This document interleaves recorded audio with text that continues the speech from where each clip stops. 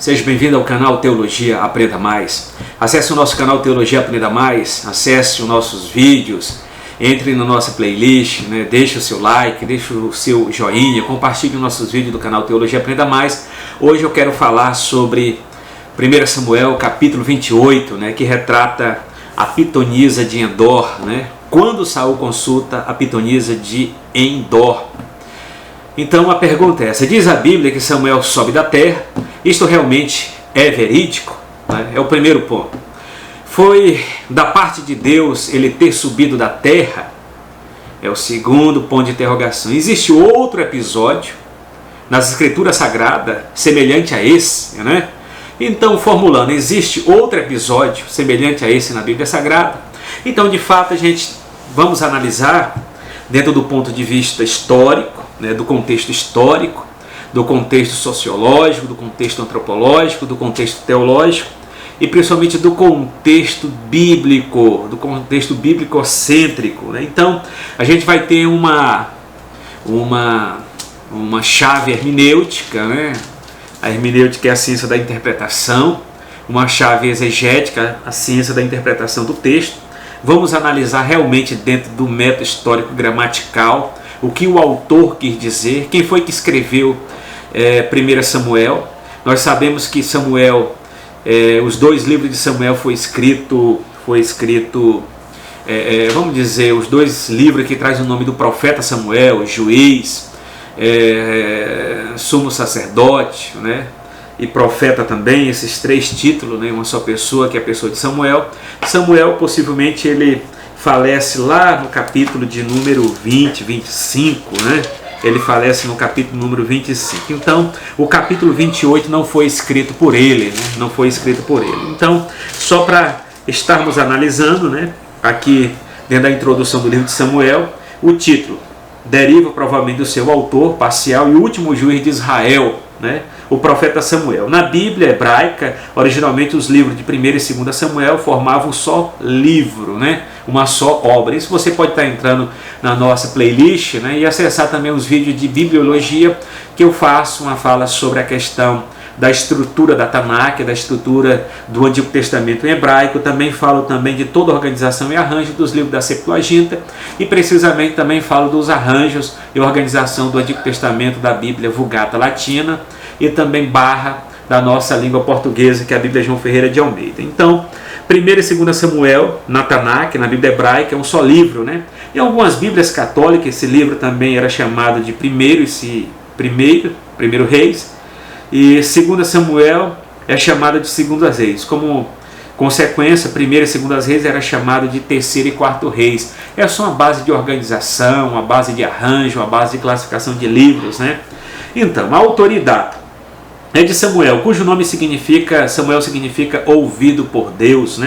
Evidências internas indicam que dificilmente o livro teria sido escrito antes da morte de Salomão. Então, na passagem capítulo 27, versículo 6, há uma referência à monarquia davídica, e a monarquia dividida também. Uma provável data de composição do livro seria em torno do ano 930 a.C.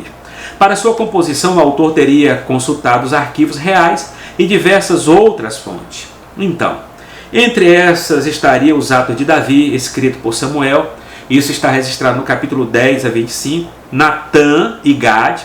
Tais fontes são citadas em 1 Crônicas, capítulo 29 e 29. Então, essa obra de 1 e 2 Samuel, precisamente depois da morte do profeta, quem organizou, quem classificou essas obras foi Natã e Gad, conforme registrado em 1 Crônicas, capítulo 29, versículo 29. O assunto é bastante abrangente. Seu primeiro relata a tradição do período do juízo e para o período monárquico de Israel. Isso vai do capítulo 1 até o capítulo 9. Nessa seção, a figura central é o próprio Samuel, último juiz de Israel, que por meio da unção de Saul, iniciara a monarquia à nação. O restante do livro relata as histórias de Saul, o primeiro rei, e de Davi, que embora não tenha sido reconhecido como rei até a morte de Saul, é reconhecido por todos como escolhido por Deus. Isso é Davi. Se considerássemos o período áureo de Israel como aquele que abrange por Saul, Davi e Salomão, o livro de 1 Samuel enfocaria o início desse período, né? As três figuras principais: Saul, Davi e Salomão. A ênfase apologética. Sua historicidade é confirmada pelo próprio Jesus, que utiliza da passagem de Davi e seus companheiros comendo o pão restrito ao sacerdote, para quebrar o cerimonialismo árido que havia envolvido a guarda do sábado em seus dias. Então, 1 Samuel aqui registra também para narrar o início do poder executivo em Israel, retrata a superioridade de Deus sobre os falsos deuses das nações. Está registrado em 1 Samuel 5. Reprovação de Deus contra a idolatria, registrado em 1 Samuel capítulo 7.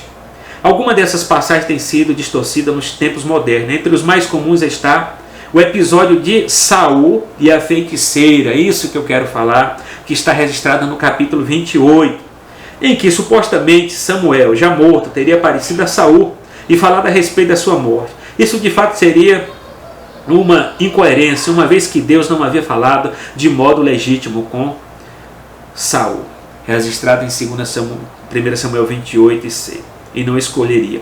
De modo algum essa prática proibida pela própria lei. A proibição está em Deuteronômio capítulo 18, versículo 9 a 14. Outra passagem maliciosamente distorcida nos tempos modernos tem sido a amizade entre Davi e Jonatas, filho de Saul, registrado em 1 Samuel capítulo 18, versículo 1 e 4. Embora o texto não faça nenhuma afirmação homossexual evidente, algumas passagens têm distorcido as palavras bíblicas, dando-lhe essa conotação para tentar justificar a prática condenada por toda a Escritura. Então, tem dois episódios, né, que causa polêmica, causa distorções teológicas, pensamentos teológicos, principalmente distorções de interpretações bíblicas relacionadas, principalmente esse amor que Jonas e Davi sentiam pelo outro, mais do que as mulheres. Não é o caso que nós vamos discutir hoje, né? Mas o que vamos falar é sobre a questão do capítulo 28, né? O capítulo 28 de Samuel, o capítulo 28 de Samuel que retrata a história desse profeta, né?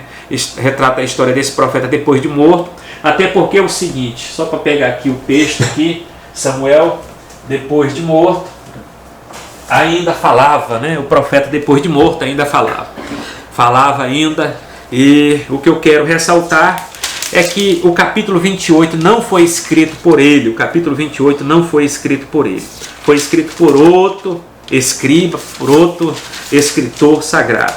Eu estou aqui com outra edição, né? Que é a edição aqui de Samuel. Samuel aqui foi escrito no ano 30, né? Embora os dois livros de Samuel recebam seu nome por ele ser a figura principal dos primeiros capítulos, ok? Samuel não poderia ter escrito mais do que uma parte de 1 Samuel, uma vez que sua morte é relatada no capítulo 25. Então, Samuel, ele morre, ele falece no capítulo 25.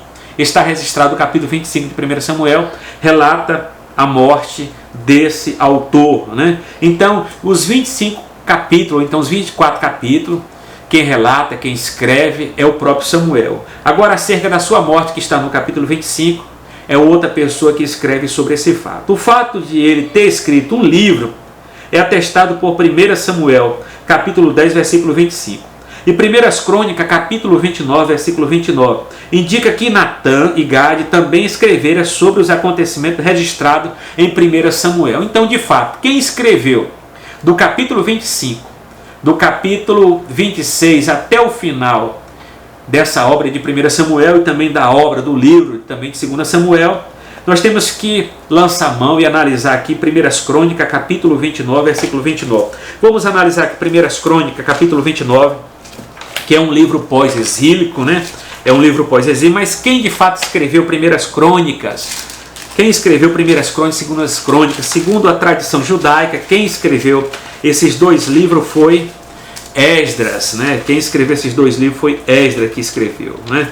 Mas só que nos anais aqui, para nós sabermos quem de fato escreveu essas duas obras, sendo que o autor, o profeta, o sacerdote e o juiz Samuel, ele morre no capítulo de número 25, né? Então, no capítulo aqui de 1 Crônicas 29, é um registro já feito já pelo sacerdote Esdras. 1 Crônicas já é um livro pós-exílico, já escrito já depois do exílio babilônico, ok? Então aqui, ó, 1 Crônicas, capítulo 29, versículo 29. Os atos, pois, do rei Davi, tanto os primeiros como os últimos, eis que estão escritos nas crônicas, registradas por Samuel, ok? O vidente. nas crônicas do profeta Natã e nas crônicas de Gade, o vidente, juntamente com o que se passou no reinado, e a respeito do seu poder e todos os acontecimentos que se deram com ele, com Israel e com todos os reinos daquela terra. Então, possivelmente, quem escreveu essa parte final da morte que está registrada no capítulo 25 de 1 Samuel foi Natã e Gade, como essa fonte básica que nós temos aqui de 1 Crônicas, capítulo 29, versículo 29. Então, para pegar aqui uma base aqui novamente sobre o contexto histórico desse livro, contexto histórico, Samuel emergiu como juiz da era do juiz, ao qual durou cerca de 350 anos. O livro compreende um período de aproximadamente 115 anos, da infância de Samuel ao início do reinado de Davi, surgindo o cenário civil e religioso de Israel, um dos períodos mais sombrios da história israelita. Samuel chamou o povo para um reavivamento do culto ao verdadeiro culto a Javé, o Senhor. Também ungiu Saul, capítulo 10, versículo 1. Ele ungiu Davi, capítulo 16, versículo 13, como reis. Assim, o livro de 1 Samuel constitui o elo entre o juiz e a monarquia. O conteúdo principal aqui que a gente vai analisar, o conteúdo programático do livro, 1 Samuel se concentra em 3 personagens principais: Samuel, Saul e Davi. 2 Samuel focaliza exclusivamente Davi. A licença central do livro trata dos efeitos do pecado, da santidade, em relação ao povo e seus líderes. Dentre as histórias mais conhecidas do livro, pode-se citar Davi e Golias, capítulo 17, de Davi a Jonas, capítulo 18, e de Saul e a feiticeira de Endor, que está no capítulo 28. No capítulo 28. Então, a morte de Samuel está registrada no capítulo 25.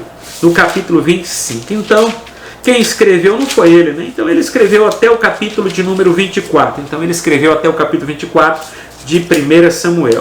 Agora relacionado aqui acerca da sua morte, precisamente foi Natã e Gade que registraram acerca da sua morte aqui, que está no capítulo 25. Faleceu Samuel, capítulo 25, e faleceu Samuel, todos os filhos de Israel se ajuntaram e prantearam, e o sepultaram na sua casa em Ramá. Davi se levantou e desceu ao deserto de Pará. Está registrado no capítulo de número 25, capítulo 25, versículo 1, que fala da morte de Samuel. Então, do capítulo 1 até o capítulo 24, precisamente foi Samuel, o profeta, o vidente, o sumo sacerdote, o juiz, que escreveu. Do capítulo 25, que retrata a sua morte, até o final do livro, quem registra já é um escriba, um profeta, Natã ou Gade, como está registrado em 1 Crônicas, capítulo 29 e 29. Então, esses últimos capítulos, quem escreve, que é registrado, está e não mais Samuel. Então, começa aqui, isso vai até o capítulo 31 do livro. Então, nós já sabemos que Samuel está morto no capítulo de número 25. A pergunta principal que nós vamos analisar é essa, Quando Saul consulta a pitonisa de Endor, diz a Bíblia que Saul sobe da terra. Samuel sobe da terra. Samuel, não é isso? Samuel sobe da terra. Isto realmente é verídico? Foi da parte de Deus ele ter subido da terra? Existe outro episódio semelhante a este na Bíblia? É isso que nós vamos estar analisando, dando aqui as considerações iniciais de 1 Samuel, capítulo de número 28. É o que eu quero falar no próximo vídeo. Isso aqui só foi já uma introdução relacionada para sabermos aonde que Samuel e qual o capítulo que ele escreveu. Do capítulo 1 até o capítulo 24 foi ele que escreveu. No capítulo 25 já fala do seu falecimento, da sua morte. Do capítulo 25 até o capítulo 31, quem registra não é mais ele porque ele está morto.